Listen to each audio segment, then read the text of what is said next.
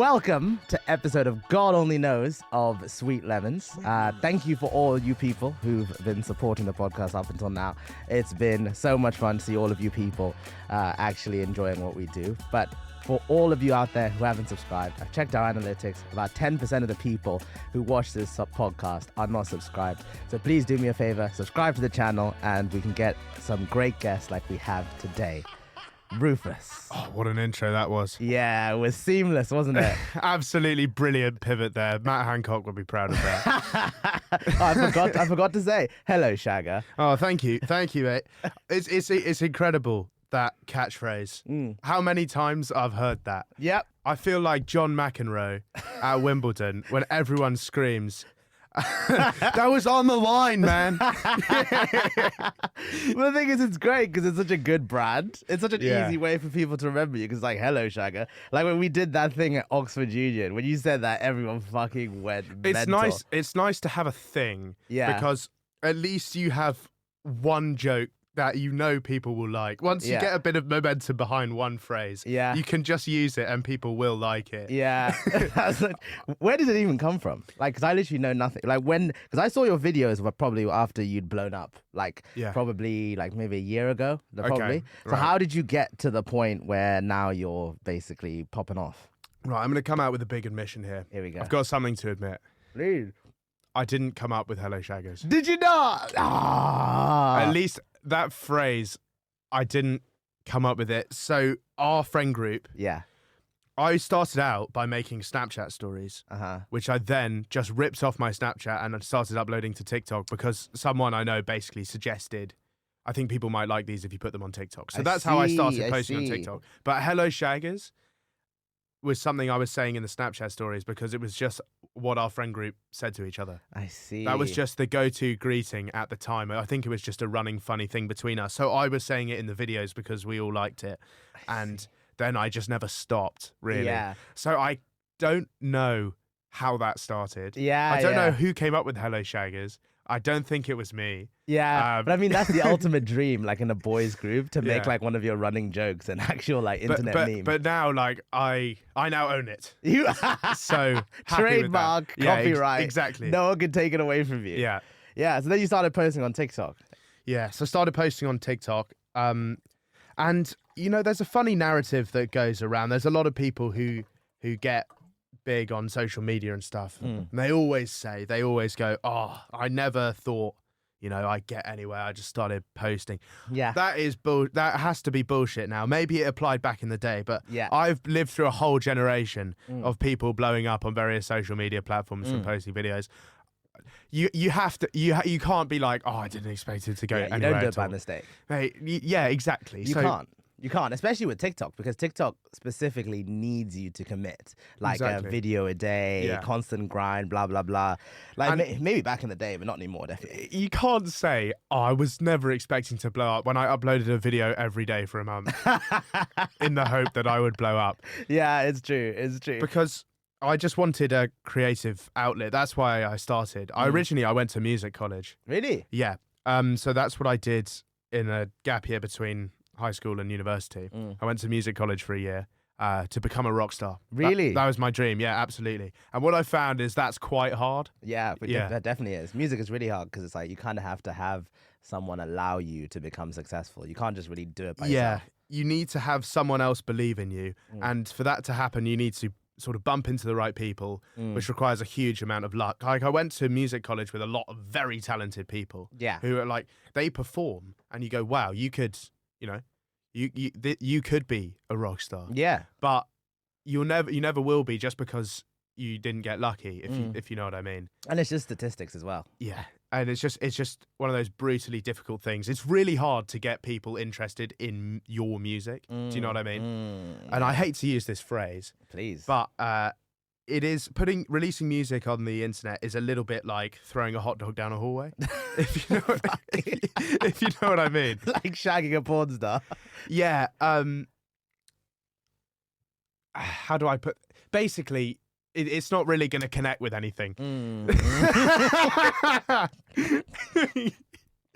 It's true. It's what I mean. Whereas it's a lot easier to get people invested in comedy because they see it, they go, ha ha ha, I like that. Yeah. And then they can get behind it. Whereas music, it's hard. If it's not.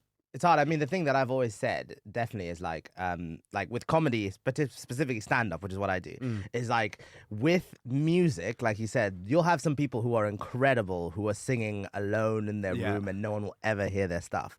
But the greatest comedians in the world, all of us know. So it's like you can't really have someone who's a comedian or something like an entertainer who you haven't heard of, because those people more naturally rise to the top. But musicians, it's just a crazy battle. So do you think that the sort of the system in comedy does actually promote the best talent?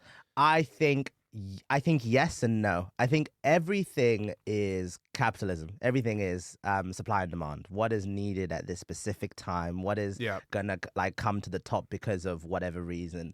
So some of that is okay. So we've never had a comedian with cerebral palsy. So you have people like Rosie Jones and stuff who are very popular. So it's like a kind of the novelty really helps, even though she's a crazy comedian. But like the novelty of that helps you sell your material and stuff like that. Or you have people like James Acaster who are like, this person never really seen someone this weird and this creative, so their comedy flows to the top.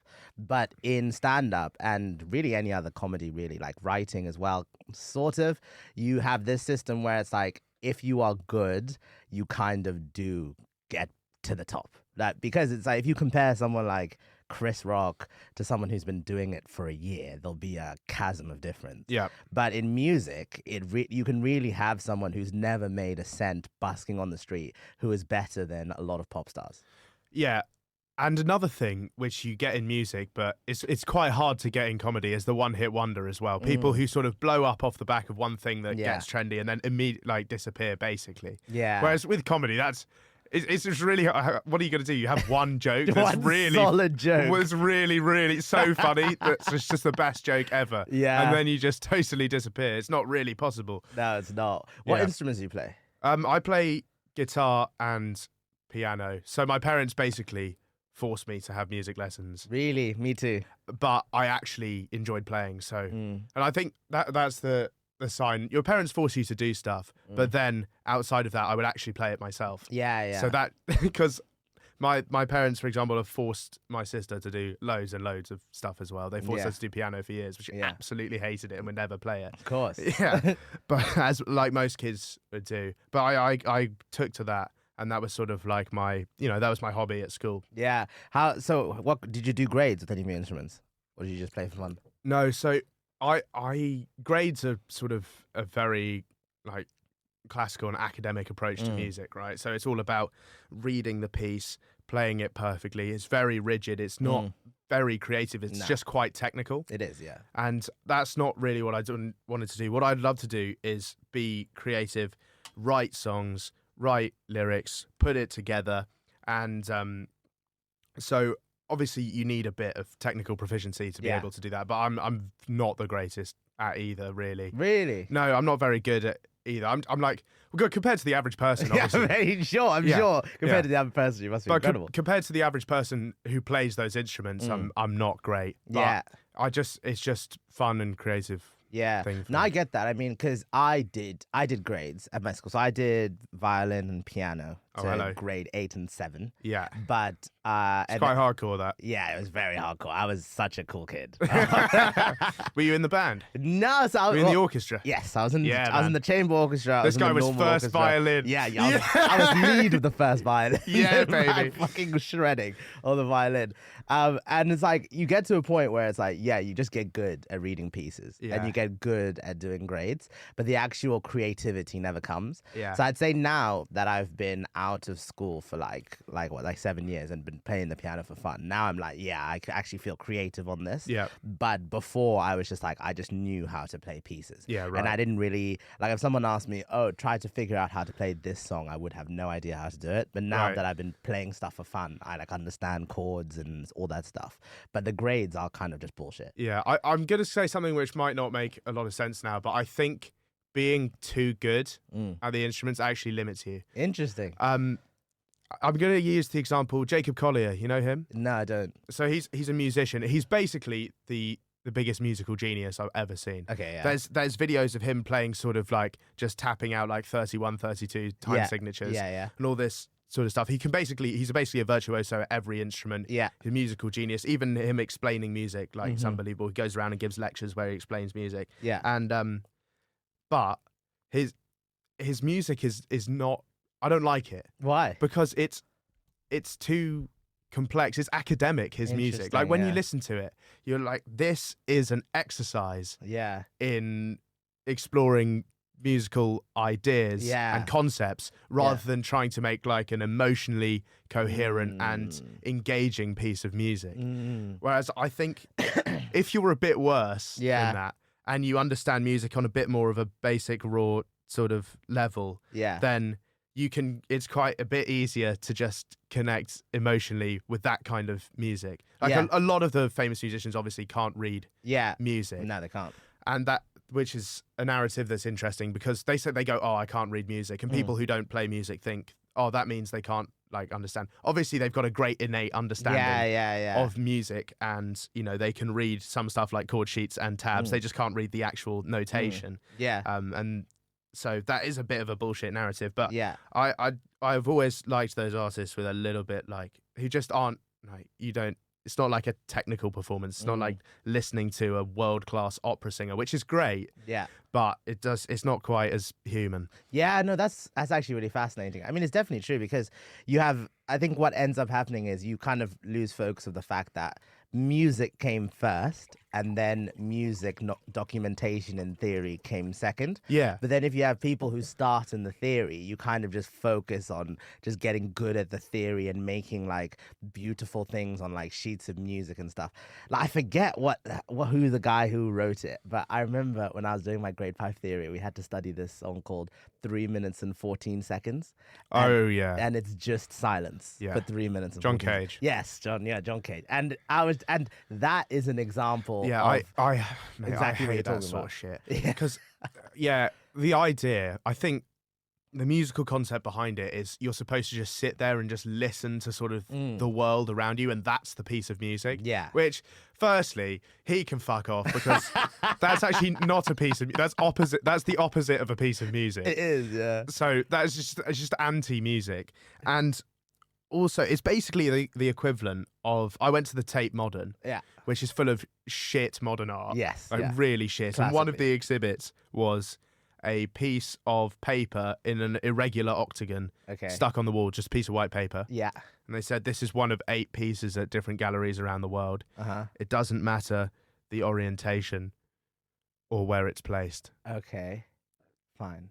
So it's non-art. Like, fine. There's literally, it doesn't even have an artistic interpretation. It's just nothing. No. I hate shit like that. Yeah, I know. It's so tough because it's like I hate it too, and I hate the fact that it's lazy if it is lazy. You know what I mean? Like if there is actually no other deeper thought than just being like, yeah, fuck it, let's just put a piece of paper on the wall. What I'd be fascinated to hear is what is the justification in that artist's Exactly. mind? Yeah, like what was the thinking? Like what are we doing here? But it is, I mean, like postmodern art and stuff. Like I have seen some cool stuff. I mean, like Banksy is kind of that kind of thing where it's just kind of like random images made to have like a certain interpretation sometimes. Yeah, I'm not really a fan of Banksy. You just don't like graffiti.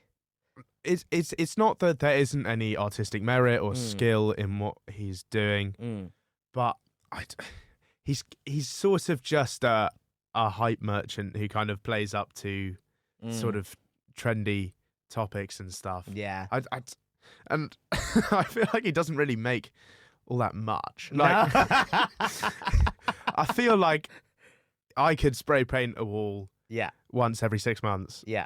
And that's sort of all right. And I get he's sort of a pioneer in it, and it got, and it blew him up, and he's become kind of a spearhead for this whole kind of rogue art movement. Yeah. But I just don't feel like there's anything that sets him apart, really. Yeah. I mean, that, like we said, it's just branding. It's just marketing. Like a lot of this kind of stuff. Like the reason why he's popular is because he's popular. Like he's marketed himself either unintentionally or intentionally. Like, do you remember that piece where as soon as it was bought, it was set to be destroyed that he made? Yeah. Yeah, that kind of thing. Like that's just genius marketing. Yeah, and it fucked up, didn't it? It only shredded half of it. Exactly. And that kind of looked really, really cool as well. And that was totally accidental, apparently. Like, the thing just jammed. Exactly, yeah. Now it's probably worth so much more. Yeah. Because I went to uni in Bristol, and Bristol is like the Banksy. It's the home of Banksy. Yeah, and it's quite literally the home of Banksy. It is, yeah. Pretty sure he lives there. Yeah, if he's a real person or whatever. No, but it is interesting, like with a lot of this art stuff. But so for you, what would you say? What do you like music-wise and art-wise? What is your favorite type? I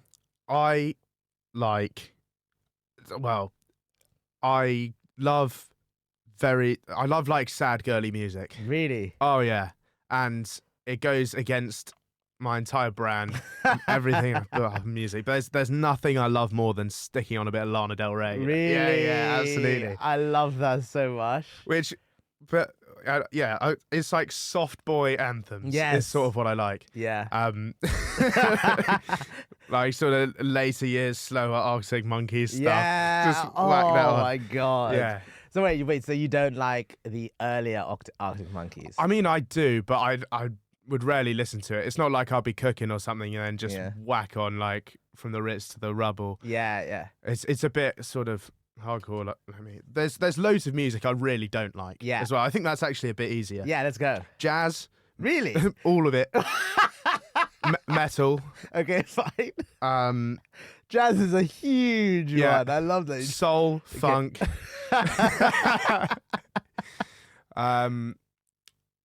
Yeah, that's a soul and funk seem very specific. I don't know. It just doesn't speak to me. I was brought up on sort of 2000s alternative rock. I see. I see. So like The Killers. Oh yeah. Yeah, kind of stuff. Do you fuck with Mr. Brightside? I mean, the thing about Mr. Brightside is people hate on it because they hear it so much. Yeah. And it's a great song though. It's like there's so much great films, great songs that are played so much, and then people hate on them. Yeah. I never hate on something because it's overplayed. No, exactly, yeah. It's still a good song. It is a great song. Yeah. It's a great song. It's about a guy dreaming about his girlfriend cheating on him. Yeah. Yeah. I only really, very recently realised what the lyrics are about. Yeah, it's crazy, isn't it? Like, if you actually think about the lyrics, it's a guy, like, thinking about being cheated on by his girlfriend. What didn't connect with me is his name's Mr. Brightside because he's looking on the bright side. Shit, I've never even thought about that. You never thought about that. But I'm Mr. Brightside. I'm Mr. Brightside. Fucking hell. Because all these terrible things are happening to him, but he's still upbeat. Yeah. And he's Mr. Brightside. Fucking hell. I got the sort of story that like, oh, it was only a kiss, whatever. I got all that bit. Yeah. But he's on the bright looking side. On the bright side, and that's why it's called that. That's actually incredible. I love. I don't think anyone knows. No, but that's the thing is like you realize lyrics just don't matter. Like, do you know "Pumped Up Kicks" by Foster People? Yeah, I know it's about sort of school shootings. Exactly. No one cares. Yeah. Like, it's in adverts, it's played like all the time, but it's about a guy doing a school shooting. I actually really like songs with very like vapid, empty lyrics. I like songs where I know they haven't really tried. Really? The lyrics don't matter to you at all? Well, definitely not as much as the music does. Interesting. Like, there are some artists who are fantastic lyrically. Sam Fender comes to mind. You know, he paints these sort of vignettes of living in very depressed areas of North England and how, you know, terrible it is for everybody. But because all the tracks sound like Killer's B-sides, I just can't get behind it. That's so interesting. I mean, that means it's because you love the music. That's what you love. Yeah, I think so. And it's like how most Oasis songs, the lyrics don't even make sense as a sentence, let alone the whole song. No. But because those melodies are so iconic and they're so catchy, I find it a lot easier to get behind that. I hate when there's really sort of specific lyrics referring to something. Really? It's why I really don't like the 1975. Okay, fine. I get that. because there's always lyrics in there that are like, there's one song, I think it's called A Change of Heart, where the line is, you took a picture of your salad and put it on the internet. I'm just like, what? What are you on about? What do you mean? Yeah, exactly. I hate like really specific lyrics. Yeah. When they feel like someone's paying for hours and hours and hours and hours over that. So you actually just, okay, so like pop songs, that kind of thing. Like, let's say like Ed Sheeran. Do you like that? No, not really. I mean, I don't like that because it feels like it's been focus grouped. Yes. Ed Sheeran songs feel like they've been workshopped. Like, they don't feel like he's actually just sat down and written a real song. Yeah. It does that matter to you? Like, do you respect people who write their own music? Oh yeah, definitely 100%. But I don't think it's essential. I think as long as you're honest, I think it's good. And yeah, I don't like a lot of mainstream music that is like that. Not that it all is though. There's a lot that's really good as well. Yeah, that's the thing. Yeah, interesting. So what about someone like Adele? Yeah, I mean, a Noel Gallagher quote comes to mind. Yeah. Adele's for fucking grannies. I mean, it's not really. It's a bit sort of sad and weepy for me, but I respect it though. Yeah, you gotta respect Adele. Not only has she got the voice of a generation, she does. Those songs feel honest and true. Yeah. And I think it's good music, but it's not really for me. Yeah. So have you ever released your own music? Yeah, I have. So when I was 18 on gap year, I bought like a little thing. I had a little studio. It was full lockdown that year. So I was just like, had a little keyboard and guitar and studio set up at home. And I released, I think I made, over the course of a year and a half, probably like 4 EPs. Yeah. So about 16 tracks. But the thing is, I produced them, so they sounded bad. Of course. Because I didn't know what I was doing. Of course, no one ever does. But I was proud of them at the time, but now I regard them as sort of very infantile, and they're now private. You gonna release more? Yeah, I will release more, but the thing is it's money and time. Yeah. It's expensive to produce a track and a video, and I think if it's not absolutely top quality, if it's not just top draw out of the gate, people are just going to disregard you immediately. So it's important to me that I get it right and I'm taking time over it. Interesting, because I would think you have like the ideal platform, because you have TikTok, which is basically the biggest music distributing platform in the world now. So like that would be the perfect place. No, I've got a good place to reach it, but I really want to get it right. Yeah, of course. I mean, that's smart. I mean, because the thing is, you could just release a song, potentially cash in, but then that's it, and then you can't go really anywhere. Yeah, exactly. Yeah, no, I mean, it's interesting. It is interesting to me. So like for you, like, because you've got Radio Rufus now. Yes, yeah, my podcast. Yeah. So what is Radio Rufus? Like, explain. Okay, how it came about. Yeah. Was I had the idea for it. I was like, I want to do a radio-themed podcast.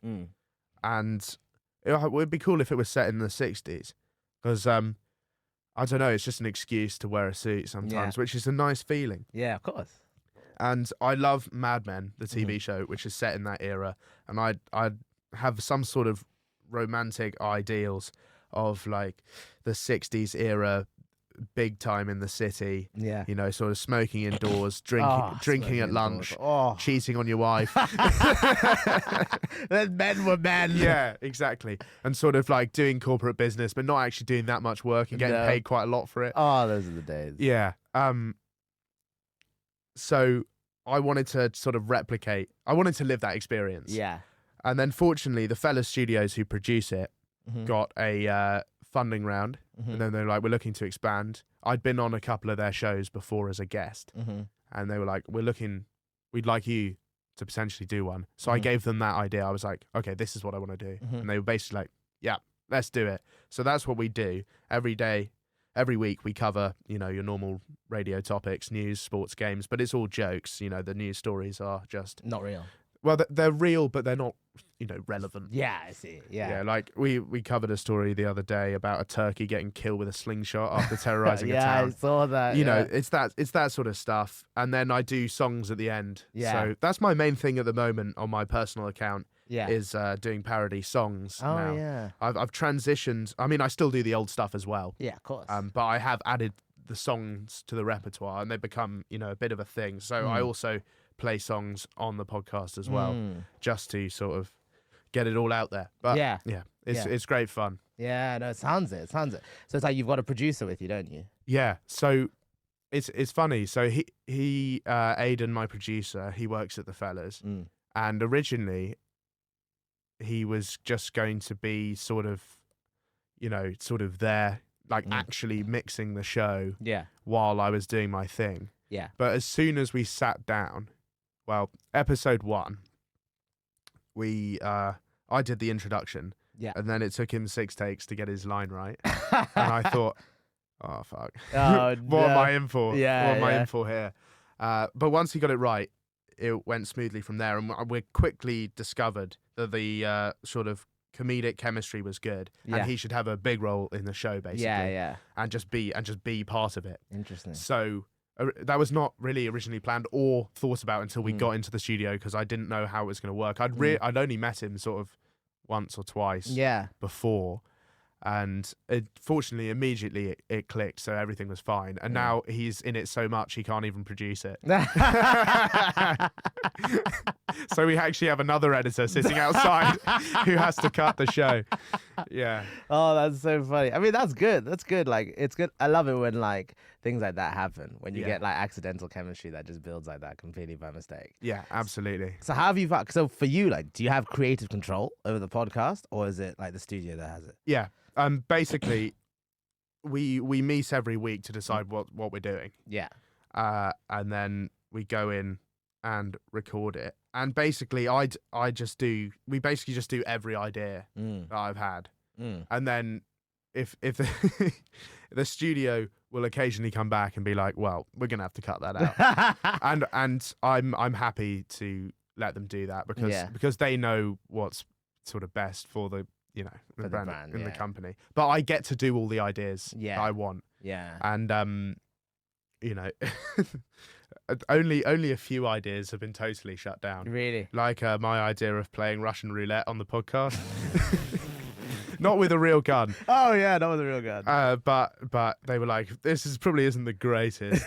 What were you gonna do? Like, I have an app, the iGun Pro app. Okay. Yeah, and it was just a stupid idea because we come up with games to play, and I was like, oh, what if we could be the first podcast ever to play Russian roulette live on air? And they were like, maybe we won't do that. That's probably fair. But yeah. Yeah. So how do you feel about, like, because I guess that it's interesting that you've done it with like a studio rather than just doing your own thing. Like, I guess they probably help you with like the logistics and stuff. Yeah, that's the thing is, it's hugely time consuming to sit through all the footage and then edit it yourself. So fortunately, I don't have to do that. The studio takes care of that, and they also do, they upload the clips and stuff from it to our social media pages. Oh, I see. So that's really what they do. Obviously we split the money we make from it. Yeah. But I basically come in, deliver the creative goods creatively, and they do the admin on the back end, which really just works out nicely. That's exactly what you want, isn't it? Yeah. So yeah, you went to uni, didn't you? And now this is like your full time. Yeah, I went to uni for 2 years. Yeah, I went to the University of Bath. Nice. I wasn't living in the UK before that, so I was at school in Singapore. Oh, really? But I didn't want to go to university out there, so I came back and had a look at all the unis. Yeah. And out of the ones I got into, because obviously I got rejected from Oxford. Nice, same. Yeah. We've all been there. We've all been there. But I chose to go to Bath literally just because it was the nicest town. Really? I was just like, this should just be a nice place to be. And the university is nice and convenient, and it's basically got everything you want. Yeah. So that's why I chose to go there. I did economics. Classic. Because it was my favourite subject at school. Yeah. And then I, fairly quickly discovered it's basically an applied maths degree in disguise. Yeah, it is. Which I'm fine with, but it's not exactly thrilling, let's put it that way. No. It's not scintillating stuff. So I had a sort of personal crisis after one semester where I was like, oh my God, what am I doing? Yep. I'm going back to music college. I'm going to be a rock star. Yep. My parents were like, nah. So, but they were like, no, but you need to take advantage of your creative output. So I started busking in Bath. I played open mics, and then I played paid gigs around. And at the same time, I started uploading TikToks at the sort of end of first year of uni. And so I'd started uploading early April.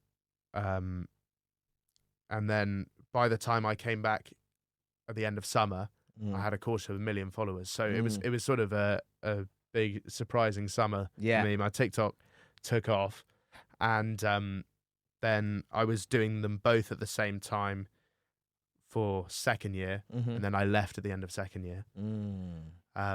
And originally, I'm on the third year out now. Really? That's what that is. So, I mean, I still do have the option of going back. Yeah. Not that I'm going to. Never. But in September, I had the option. I do have the option of going back, but I will have to email them and tell them I'm not coming. Really? Yeah. And you have no interest in going back? I did work experience in the sort of places that you would go with an economics degree. Yeah. And it put me off. Yeah, I get that. I've met some of the most tired and broken people in the workplace in some of those banks and stuff. Like, you know when you cut open a tree and you can see the rings for every year? Yeah. Mate, you can count like the bags under these people's eyes for each year they've been working at this bank, because they're just breakfast, lunch, dinner at the desk. It's just, oh my God. It's just brutal. And yeah, of course you make loads of money. Yeah. But you don't have any time to enjoy it. No, exactly. Yeah. So yeah, it's not for me. I don't aspire to be a corporate slave. No, who does really? So yeah, I'm not going back. Good. I mean, I respect that so much. Like, I think creative like endeavors are so much better than like going into the like industry corporate stuff. It's incredibly good, but I think my parents had visions of a sort of me like just leeching off them for money for decades basically, and still living at home at 40 as a failed artist. So they were like, you're gonna need, basically they were like, we'll support what you do, but you're gonna need to show us that you can make some impact, or at least be extremely consistent and dedicated to whatever you want to do creatively. And that's when I started regularly playing music and posting TikToks. Yeah, I see. So you were raised in Singapore, or did you just go to school? I went to high school in Singapore. How was that? Brilliant place to go to school. Yeah. Safest country in the world. Is it? I mean, yeah. But is that the place where like chewing gum? Chewing gum is illegal. I mean, you can't even buy it. Really? They don't sell it in the shop, so. Fucking hell, man. Mate, sometimes me and my mates would like come back from other countries and like smuggle gum. Seriously, like Pablo Escobar. That's fucking tragic. It turned up at school and you with the tin of extra. Hey, hello, I got here, mate. Oh man, I would miss that so much. I love gum so much. Yeah. So it's the safest country in the world.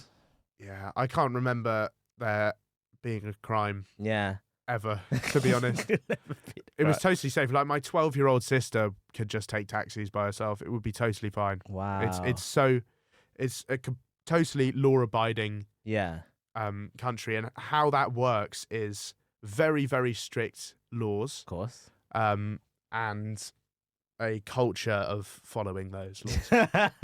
It's not the most exciting place in the world. Really? I think you need a bit of edge. Like, London has a bit of edge to it. Yeah. But Singapore has no edge whatsoever. There are so many things that are illegal. Yeah. And nobody does any of them. And some people could see that as infringing on your personal liberties and human rights, but the government doesn't see it that way, and you don't really have any position to argue with them. How do you see it? Like, would you, if you could build the perfect like society, country, would you want that? I think a lot of it is very sensible. There's a lot of just cutting off problems at the source. So, for example, being homeless is illegal. And that's how they've solved the homeless problem.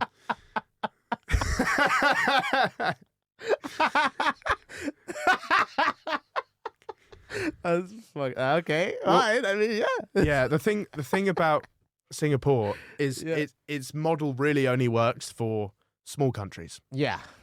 Who you can kind of easily manage, because Singapore is only 5 million people. Oh, I didn't know that. On an island only 50 miles wide. It's just an island. Of course. So it definitely wouldn't work in this country. But it's so well managed that they actually have more homes than people. Really? Yeah. That's mad. Because they also have, a low and controlled birth rate, and they basically don't let any immigrants in whatsoever. Really. So they haven't had sort of housing problems, migrant crises, population problems like that. Yeah. Just because they're just so strict about everything. Yeah. I mean, it was pretty difficult for our family to move there. Yeah. Like my dad had to set up a branch of his business, and then he works at that business, and then you have to get business address, and then everybody else has to get it all done. So you need proper reason to go there. But yeah, if there was a homeless person in Singapore, a van would just pull up, and they get put in the van. No. And then, well, nobody would see them ever again. I'm not saying anything. I don't know where they go. All I'm saying is I've actually never seen one. That's great. There's no graffiti. Yeah. Because that's illegal, and they will just imprison you. Really? Yeah. So we had some friends who during lockdown, which by the way, they had 2 full years of lockdown. Really? 2 years. 2 full years? Yeah. Back to back? Yeah, because they were like, we have a zero tolerance policy about this, and people follow the rules. Yeah. We know some friends who aren't Singaporean, they're expats. Yeah. Who had a dinner party during lockdown, and the police found out. They came in and they said, you have 48 hours to leave the country. And you can never come back. Fucking yeah, hell. I know. It's hardcore. Fucking hell. But like when you're there, it's probably, and no country is perfect, of course, but it's not a country with huge problems like even modern civilized Western countries are. Yeah. Like the UK is, with the problems with the NHS and all this stuff, all this overcrowding, extremely expensive housing, rental, cost of living crisis. Like they don't have that much things like that, because it's just all managed by the government directly, and they're not like the Kim family. Yeah, they're like, it is essentially a dictatorship. Yeah. And it's not particularly democratic. Yeah. I mean, there is an election, but it's not real. And it is a family business in the same way the Kim family in North Korea is, except they're just not like dicks about it. So the system, North Korea basically has the same system, except it's got the wrong bloke in charge. Yeah. So everyone lives in abject poverty. Yeah. Under a tyrannical regime of a nutter. That's instead mad. Of a like an educated and considerate guy. Yeah. Who's just trying to do the best for everybody. Yeah, that's mad. Because I wouldn't even have thought of Singapore as like a place run by a dictator. But we only really call it a dictator when they're doing bad stuff. Yeah. But when they're doing good stuff, we're like, leave them be. So yeah. Which country do you prefer, UK or Singapore? It's an interesting one. I've become increasingly sort of negative about the UK. Really? Over the years. I loved it as a kid. I lived here until the age of 10. And I had a blast. I had a great time. And I think those were actually, if you look back historically, like 2002, 2012. Let's take the financial crisis out of it, actually. Yeah, but please. There were some good years in there. Especially, I think 2012 was probably the best year for the UK I can remember. Probably. I mean, we had the Olympics. Oh, that was awesome. It was a great year. It was a really, really good year. And I think there was quite a lot of sort of British pride around that, which is not typical of our country, because most people think it's shit. Yeah. And, but since I lived abroad and since I've come back and sort of become an adult and realised we do have some issues with our country. Just some. I've become, a little bit against it like that. I lived in Indonesia before I lived in Bali, before I lived in Singapore, sorry. And that is, that's interesting as well. That is not a well-managed country, but it's in a different phase to the UK. Obviously, it's got problems. Yeah. Poverty being a main one. Yep. But it's not it's in a period of growth, unlike the UK, which is kind of pretty stagnant. Yeah. And it's an exciting place. It's loud. It's full of young people because everybody's young there because the population is growing like that. Yeah. It's an exciting place to be. It's extremely cheap, which is nice because you can just live like a king. Yeah. And it's hot, that was the main reason my parents moved there. Really? Is because the weather here is so poor. Yeah. I think the UK is. I would take the UK as the global standard for a couple of things. Banter. Okay. It's definitely the best country at banter in the world. Yeah. Yeah. Music. We definitely make the best music. Okay. And contactless payments. we are the global leaders on those three things. We are. America can't even do that. Yeah. Mobile banking as well. Mate, you know they don't even have e-gates at the airport. Yeah, I in know. America. Fucking ridiculous. What is isn't it? going on, mate? Pick up your act. So in terms of those three things, I would take the UK every time. Yeah.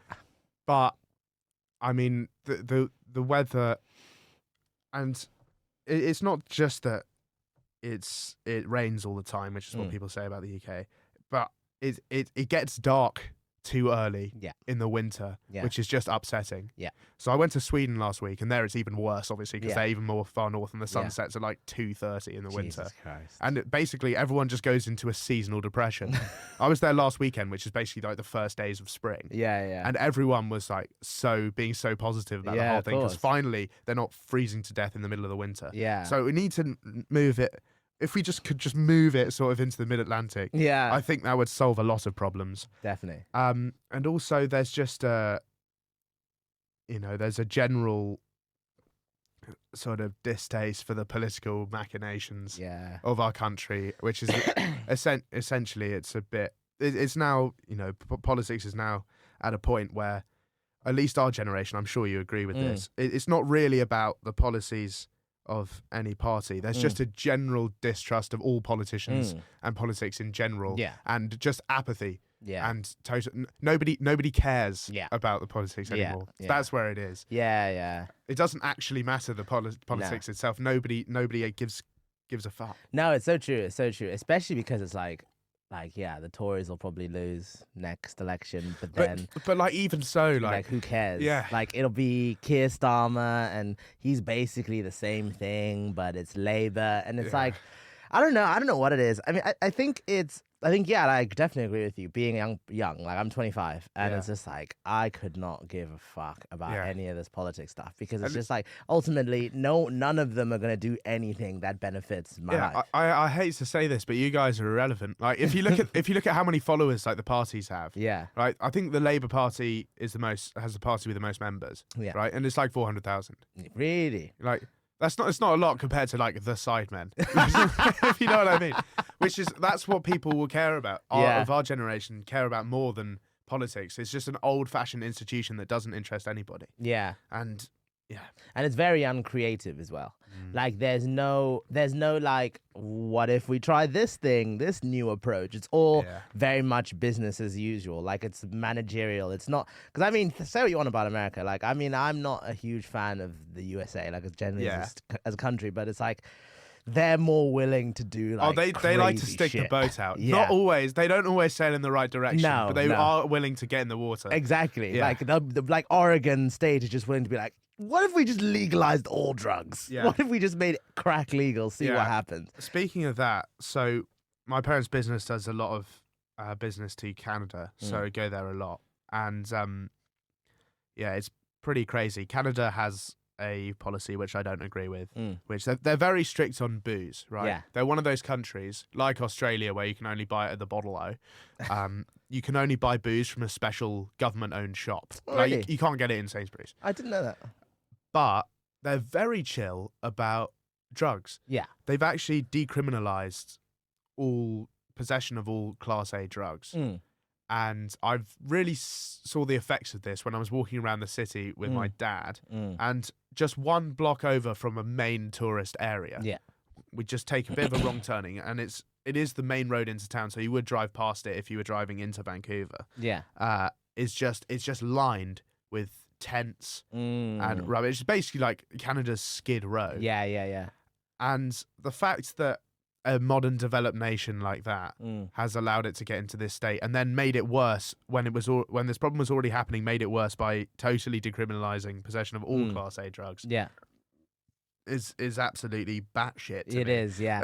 It seems like no one can really get it right, like, because it's like, yeah, I agree. It's the having a situation where all drugs are just legal. It kind of leads to a situation where it's just anarchy. But at the same time, if you have a situation where it's like all drugs are strictly illegal, blah blah blah, whatever, unless you're willing to go full authoritarian like Singapore, you kind of have this situation where you're just locking up people for owning, for possessing white powders or possessing like weed or whatever.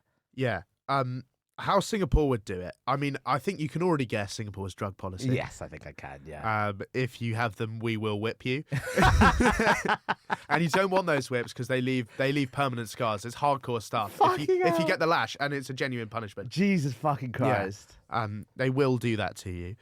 But if they were to legalize drugs, what it would be, and I think this is probably how it should be, is the government would control the entire supply. Yes. And then it would be extremely regulated. There'd be huge checks on anyone doing it. And you could only be able to buy very small amounts at a time. That's how Singapore basically runs everything. So, you know, I support that sort of thing. I understand it's like in Amsterdam with the dispensaries and stuff, but it's all very regulated. Yeah. Even prostitution is very regulated. It's very regulated. Yeah. There's a lot of paperwork that goes into it, and they're like, okay, right, we're making this legal, but we know what we're doing with this. Yeah. Whereas what Canada has done, it's just gone, whatever. Yeah, whatever. Who cares? Who cares? Man, shoot up on the street. Have some crack. Right? We got approached by this, like, basically absolute zombie guy, just like spaced out like that. Me and my dad. It's like, wow, it's a father-son team. Come to score some drugs on East Hastings Street. Yeah, it is crazy. Because I mean, I feel like the UK also hasn't really figured out what they think. Because I feel like the population are pretty chill generally about drugs and stuff like that. But the law is still like so strict. I think it's less to say whether or not they should be legal or illegal. It's more the approach needs to be more creative. Yeah. Like to lock people up for owning, like having a gram of weed is just crazy to me. Because it's like, if the person is only hurting themselves, I'm kind of like, what's the damage? But if they end up going into a direction where it's like homelessness, crime, and all that stuff, then I'm like, once it starts causing problems for other people. Exactly. Yeah, exactly. I mean, I would even say Brighton is kind of closer to the Canada side of things. Yeah, there's definitely a few, aren't there? Definitely. Yeah. Yeah, but you know, smoke all the crack you want. I'm not going to stop you. In Bath, actually, what they did, because they have homeless people in Bath, like in the city centre, just sort of like haranguing random people, and suddenly it just sort of happened overnight that all the sort of normal sheltered spots where the homeless people would be, they've just put cactus gardens in there.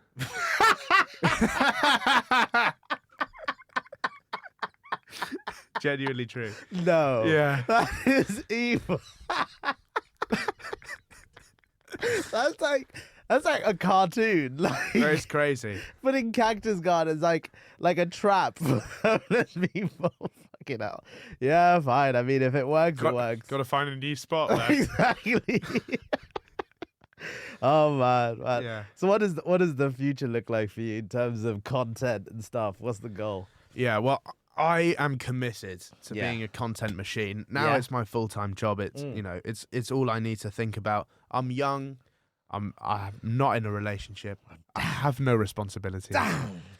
I could just do what I like, and what I like to do is just grind out videos. So I'm basically just gonna be doing my videos, doing my parody songs, doing my podcasts, doing live shows when they come around. That's definitely in the pipeline. I would love to take Rufus Rice on tour. Oh man, as a thing. I don't really know what I would do. Yeah. I love a bit of life. I think you can agree. My top 3 feelings in the world is sex, number 3. Yeah, gotta love sex. But a lot of people would have that number 1, but I think it's number 3 for me. That's it. Skiing is number 2, and And live performance is number one. Oh, live performance is the best. That buzz you get afterwards is genuinely better than any other feeling. It's the best thing in the world. It's the best thing in the world. And it's like, if I don't do like some form of performing for like a week, I get depressed. Really? Because it's honestly, it's incredible. Because I don't know. I can't. I played music as a kid and I still play music, but I wouldn't call myself a musician. Yeah. Like, it's very much a hobby for me. I have a understanding of music, love it, everything, but I've never really done it like in a live performance as an adult, at least. Yeah. But for me, stand up, like the best thing about it is you get an immediate response every time. Yeah. So it's like joke, laugh, joke, laugh, joke, laugh, joke, laugh. Sometimes not laugh, but joke, laugh, and that is the biggest thing. I feel like that basically orgasmic rush that you get from doing that is what makes it a tough life, really. I think you'll resonate with this. The life we sort of have as creatives is an emotional roller coaster. You have really high points. You know, you smash a performance. Yeah. And you're like, that was incredible. You're flying high. Yeah. And then you'll post a TikTok and it doesn't do as well as I wanted. Yeah. And then you're brought straight back down, even though you just did that great thing. Yeah, you are. It's not like it's not a constant upwards trajectory. You always have career peaks and troughs as well, which can be really hard to deal with. You have to be the sort of person who like just doesn't let that get to you. Yeah. Like, not everybody can do it. It actually is quite hard to deal with that. It's fucking brutal. Yeah. It's honestly like, even like last week, for example, for me, Wednesday, I did this gig where it was like for a show that's going on Disney Plus, like a stand-up show. Then the Thursday, I had this gig in a pub where no one was listening, in front of like 20 people, didn't get a single laugh. And then on Friday, I headlined a comedy club in Brighton. Yeah. So it's like ups and downs, so crazy. And the feeling after doing a show that's just horrific is one of the worst in the world. Yeah. But you just have to be able to take that. You just have to get on with it. And I think that's one of the main skills, actually, in the creative lifestyle. Yeah, it definitely is. Because I saw you have a drink, do you? Yeah, I have a drinks company. It's called Toxin. Yeah, what's going on with that? So it launched a while ago. I should have brought something in. Sorry, I would have loved to. Didn't even think about it. That's great marketing. I love it. But drink Toxin. This episode of the podcast is brought to you by Toxin. Basically, my main demographic is 18 to 24-year-old men, university students, a lot. Yeah. It's actually so clear. Like, when I just walk around, I won't really get recognised. And then I go to university town, and I'm just mobs. Like, it's such a clear demographic. Yeah. But they love to drink booze. So I brought out the perfect product for uni students. It's basically like tinned cocktails. Yeah. But twice as strong as the normal ones you would find. So, but we're trying to compete on price with those other ones. Yeah. So it's basically an ideal sort of pre-s drink, and so that's basically what it was. I was like, I've got an audience. Here are the demographics. So let's market a product to them in a non-cynical way. So me and some investors have basically teamed up to make these drinks, and it's going well. Yeah. I mean, it's right now. They're still only available from our website, but we're in talks with distributors and that sort of stuff. Yeah. And hoping to roll them out and shift some booze and then flip it to private equity for a nice profit. Nice. I love capitalism so much. Yeah, man. It's the best. That's great so feeling. Cool. That's so cool, man. That's like, so like, what kind of flavors? Like, so what? It's like 8%.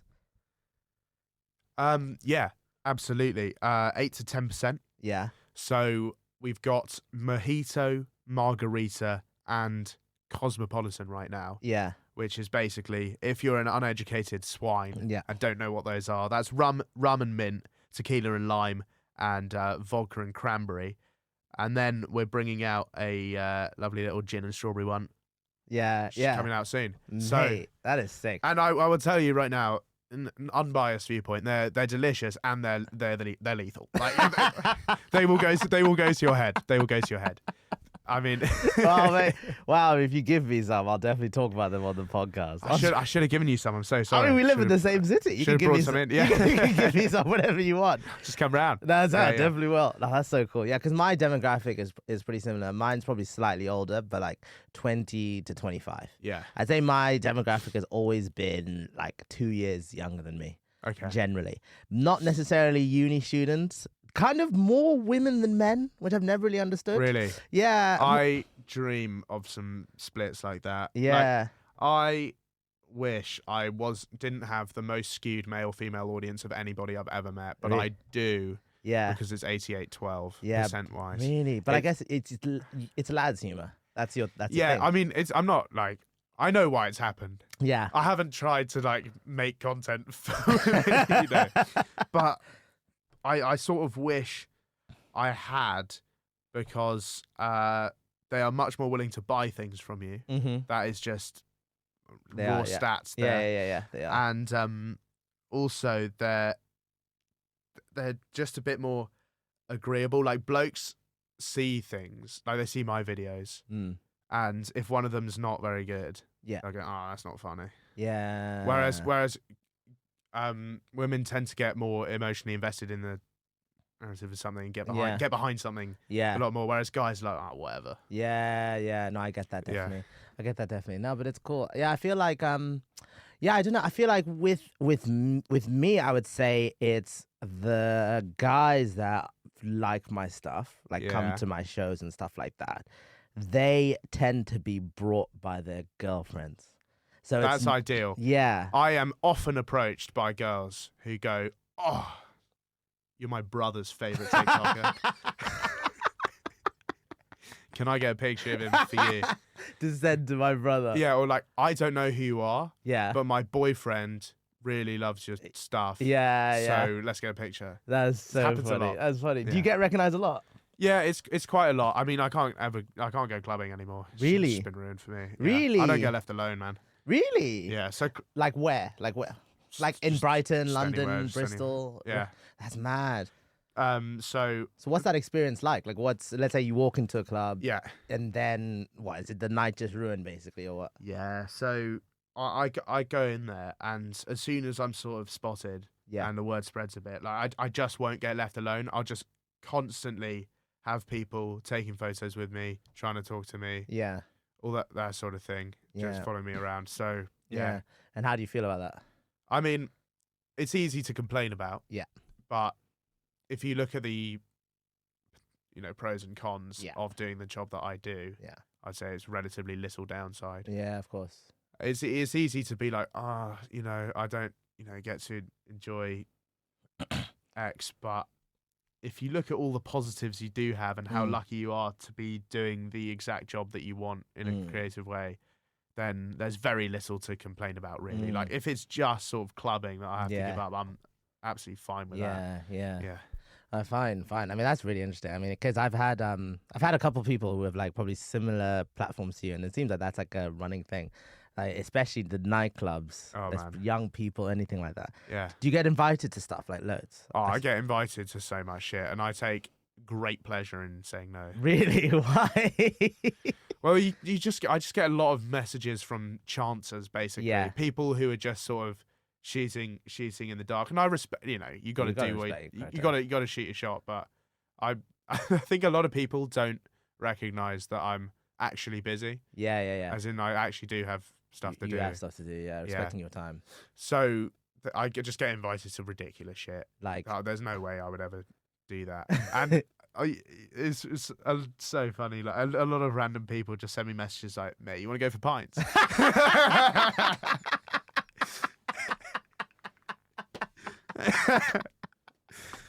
Do you read your messages?